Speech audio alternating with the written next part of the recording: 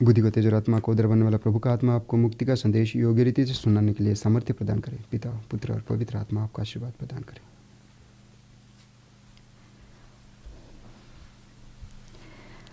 चालीसे का दूसरा इतवार। पहला पाठ। इब्राहिम विश्वासियों का आदि पुरुष है। उस समय प्रचलित रिवाज के अनुसार ईश्वर यह प्रतिज्ञा करता है कि वह इब्राहिम के वंशजों को फिलिस्तीन देश प्रदान करेगा। उत्पत्ति ग्रंथ। ईश्वर विश्वासी इब्राहिम के लिए अपना विधान प्रकट करता है। ईश्वर ने इब्राहिम को बाहर ले जाकर कहा, आकाश की ओर दृष्टि लगाओ और संभव हो तो तारों की गिनती करो। उसने उससे यह भी कहा, तुम्हारी संतति की संख्या इतनी ही बड़ी होगी। इब्राहिम ने ईश्वर में विश्वास किया और इस कारण प्रभु ने उसे धार्मिक माना। प्रभु ने उससे कहा, मैं वही प्रभु हूँ जो तुम्हें इस देश का उत्तराधिकारी बनाने के लिए खलीदियों के ऊर नामक नगर से निकाल लाया था। इब्राहिम ने उत्तर दिया, हे प्रभु मेरे ईश्वर, मैं यह कैसे जान पाऊँगा कि इस पर मेरा अधिकार हो जाएगा। प्रभु ने कहा, 3 बरस की कलोर, 3 बरस की बकरी, 3 वर्ष की का मेढ़ा, 1 पांडुक और 1 कपोत का बच्चा यहाँ ले आना। इब्राहिम ये सब ले आए। उसने उनके 2-2 टुकड़े कर दिए और उन टुकड़ों को आमने सामने रख दिया, किंतु पक्षियों के 2-2 टुकड़े नहीं किए। गिद्ध लाशों पर उतर आए, किंतु इब्राहिम ने उन्हें भगा दिया। जब सूरज डूबने पर था तो इब्राहिम गहरी नींद में सो गया और उस पर आतंक छा गया।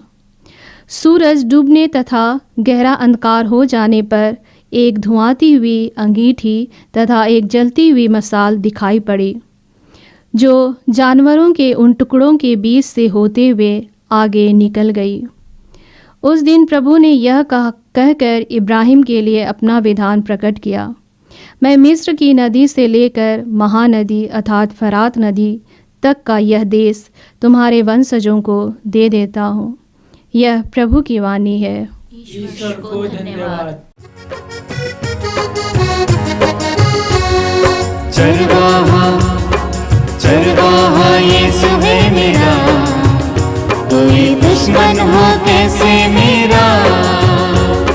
चरवाहा यीशु है मेरा, कोई दुश्मन हो कैसे मेरा।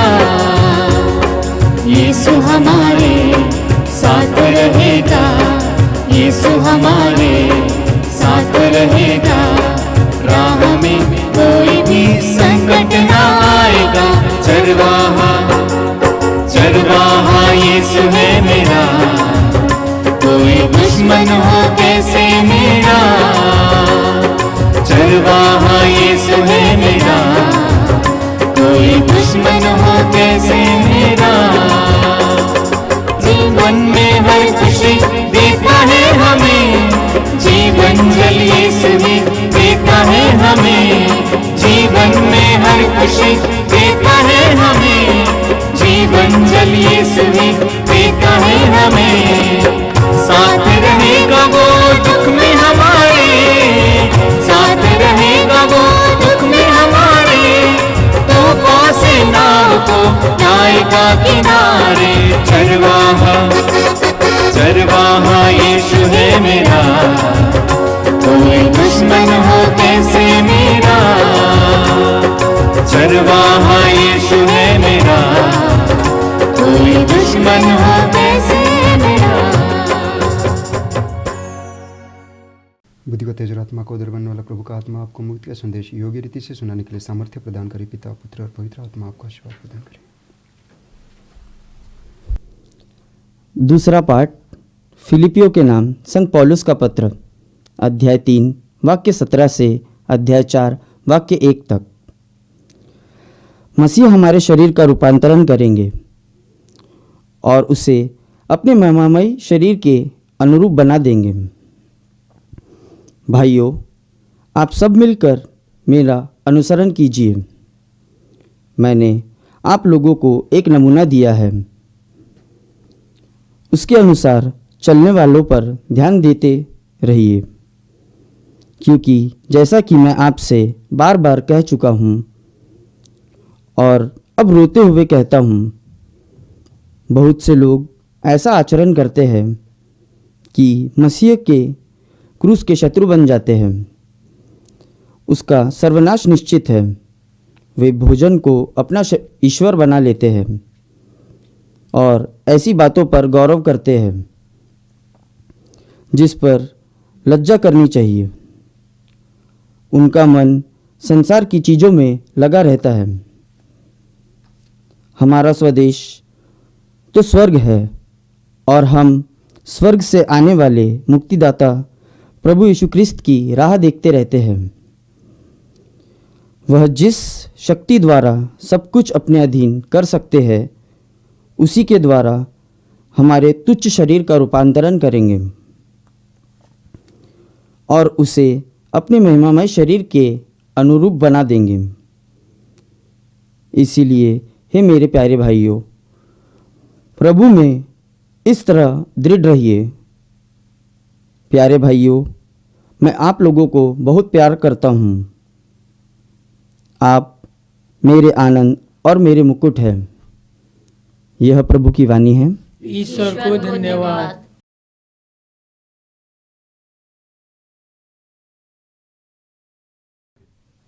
जय घोष। चमकीले बादल में से पिता की यह वाणी सुनाई पड़ी, यह मेरा प्रिय पुत्र है, इसकी सुनो।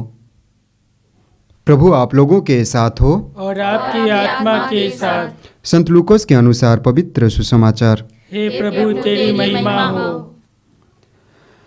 अध्याय 9 पद संख्याएं 28 से 36 तक। यीशु पेत्रुस, योहन और याकूब को अपने साथ ले गए और प्रार्थना करने के लिए एक पहाड़ पर चढ़े। प्रार्थना करते समय यीशु के मुखमंडल का रूपांतरण हो गया और उनके वस्त्र विद्युत की तरह उज्जवल होकर जगमगाने लगा। दो पुरुष उनके साथ बातचीत कर रहे थे। वे मूसा और एलियस थे, जो महिमा सहित प्रकट होकर यरूशलेम में होने वाली उनकी मृत्यु के विषय में बातें कर रहे थे। पेत्रुस और उनके साथी जो ऊँघ रहे थे, अब पूरी तरह जाग गए।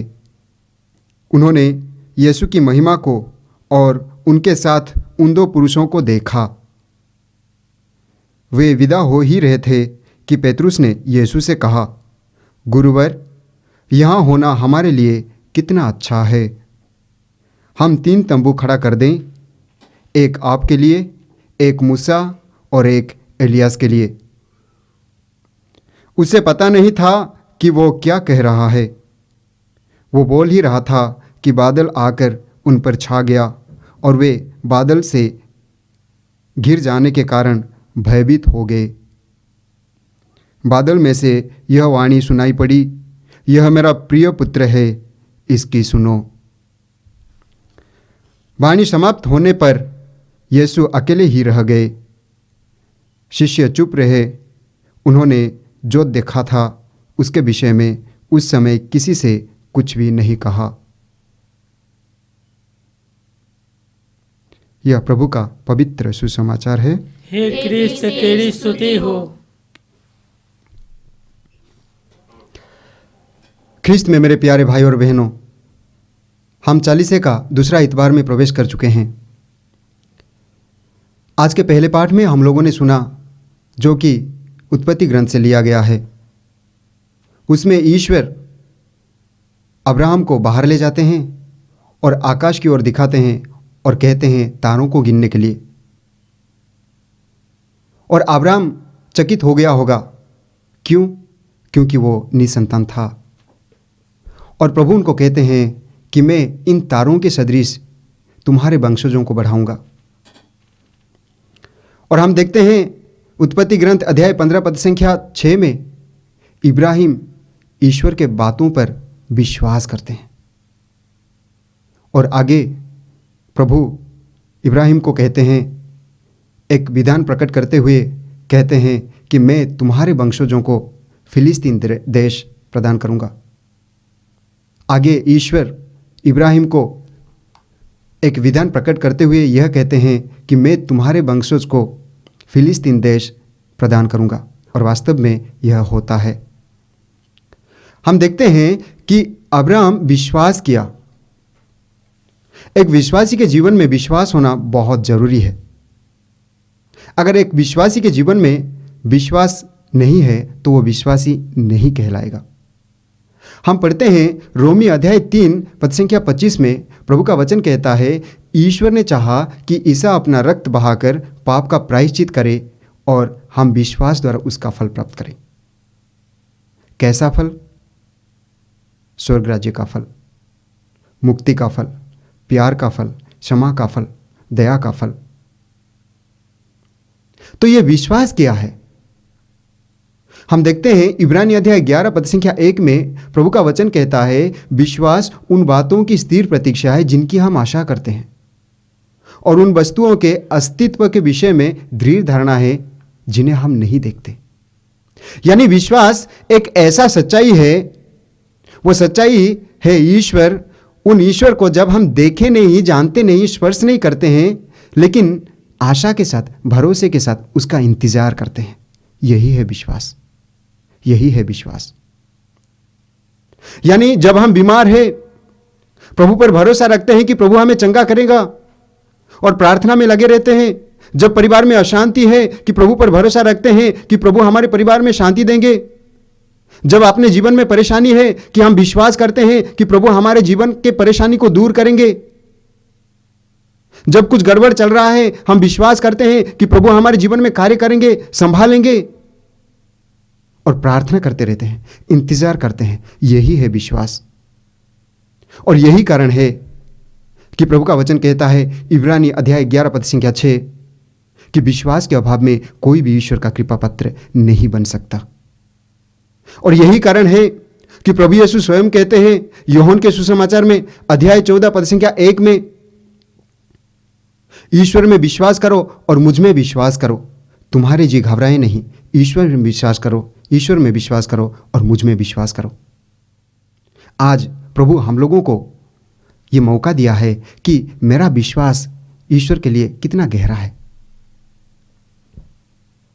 जब अब्राहम को पता था कि वो निसंतान है, बूढ़ा हो चला था, लेकिन प्रभु ने कहा कि उनके वंशजों को प्रभु तारों की सदृश बना देगा, तो उनको कैसा लगा होगा, कैसा महसूस हुआ होगा। लेकिन हम छोटी छोटी बातों में भी विश्वास नहीं कर पाते हैं, डर जाते हैं, होगा या ना होगा ऐसे सोचते रहते हैं। लेकिन प्रभु आज हमें कहते हैं कि विश्वास करो। हम पढ़ते हैं मार्कुस के सुसमाचार में अध्याय 9 पद संख्या 23 में, विश्वास करने वालों के लिए सब कुछ संभव है। और यही कारण है कि प्रभु कहते हैं मार्कुस के सुसमाचार अध्याय 11 पद संख्या 24 में, जो कुछ तुम प्रार्थना में मांगते हो विश्वास करो कि वो तुम्हें मिल गया है और वो तुम्हें दिया जाएगा। और वास्तव में जो विश्वास करते हैं उनको मिल ही जाता है, और विश्वास करने वालों के लिए सब कुछ संभव है। और यही कारण है कि प्रभु हमारे विश्वास को राई के दाने के साथ तुलना करते हैं। हम पढ़ते हैं लूकोस के सुसमाचार में अध्याय 17 पद संख्या 6 में प्रभु कहते हैं, यदि तुम्हारा विश्वास राई के दाने के बराबर भी होता और तुम शहतूत के इस पेड़ से कहते उखड़ कर समुद्र में लग जा, तो वो तुम्हारी बात मान लेता। यानी हम जान सकते हैं कि हमारा विश्वास कितना बड़ा है, कितना गहरा है। क्या राई के दाने के बराबर है? अगर राई के दाने के बराबर भी होता तो हम जो कहते वही होता। यानी राई के दाने के बराबर भी हमारा विश्वास नहीं है। आज के पहले पाठ के जरिए प्रभु हमें अपना विश्वास को बढ़ाने के लिए, विश्वास में गहराई तक जाने के लिए प्रभु हमें प्रेरित करते हैं। आज के दूसरे पाठ में हम लोगों ने सुना जो कि फिलिपियों के नाम संत पौलुस का पत्र से लिया गया है। और संत पौलुस कहते हैं कि मेरा अनुसरण करो। क्यों वो कहते हैं कि मेरा अनुसरण करो? क्योंकि वो प्रभु का अनुसरण करते हैं। और वो आगे कहते हैं कि बहुत सारे लोग ऐसा आचरण करते हैं जैसा कि वे प्रभु यीशु के क्रूस के शत्रु बन गए हैं। और आगे वो कहते हैं वे ऐसे बातों पर गर्व करते हैं जिन बातों पर लज्जा करना चाहिए। और आगे वो कहते हैं कि वे सांसारिक चीज़ों के पीछे पड़े हैं, सांसारिक चीज़ों में उनका मन लगा हुआ है। और आगे वो कहते हैं कि उनका विनाश निश्चिंत है। प्रभु हमें यह बताते हैं कि हमारा आचरण कैसा होना चाहिए, एक विश्वासी का आचरण कैसा होना चाहिए, प्रभु पर भरोसा रखने वाले का आचरण कैसा होना चाहिए, उसका गोल कहाँ होना चाहिए। हम देखते हैं मत्ती के सुसमाचार में अध्याय 6 पद संख्या 33 में प्रभु कहता है, तुम सबसे पहले ईश्वर की राज्य और उसकी धार्मिकता की खोज में लगे रहो और ये सब चीज़ें तुम्हें यूं ही मिल जाएगी। सांसारिक चीज़ों के पीछे पड़ने के लिए प्रभु नहीं कहते हैं, बल्कि ईश्वर की धार्मिकता के पीछे पड़ने के लिए प्रभु कहते हैं। आज के सुसमाचार में हम लोगों ने सुना कि प्रभु यीशु अपने 3 शिष्यों को लेकर एक पहाड़ पर जाते हैं। अपने 3 शिष्य पेतरुस, याकूब और यूहन्ना को। और उस पहाड़ पर अचानक प्रभु यीशु के मुखमंडल का रूपांतरण हो जाता है, उनके वस्त्र उज्जवल हो जाते हैं और शिष्य चकित हो जाते हैं। और शिष्यों को देखने को मिलता है कि प्रभु यीशु और 2 पुरुषों के साथ बात कर रहे हैं। वे हैं मूसा और एलियास। मूसा जो है वो नियमों को प्रस्तुत करते हैं और एलियास जो है वो नबियों को प्रस्तुत करते हैं। यानी मुझे लगता है कि प्रभु यीशु सभी नियमों और नबियों से बढ़कर है और आगे शिष्यों को समझ में नहीं आता है। और इसीलिए पेतरुस कहते हैं, प्रभु अगर आप चाहें तो यहाँ 3 तंबू खड़ा कर दें, एक आपके लिए, एक मूसा के लिए, एक एलियास के लिए। यहाँ होना कितना अच्छा है। वास्तव में ईश्वर को जब हम पाते हैं तो कितना अच्छा लगता है। परिवार में कितनी शांति होती है, परिवार में कितना प्यार होता है, परिवार में कितनी समझदारी होती है। आज के सुसमाचार के जरिए मुझे लगता है प्रभु हमें यह कहना चाहते हैं कि इस 40 काल में हमारा रूपांतरण होना जरूरी है।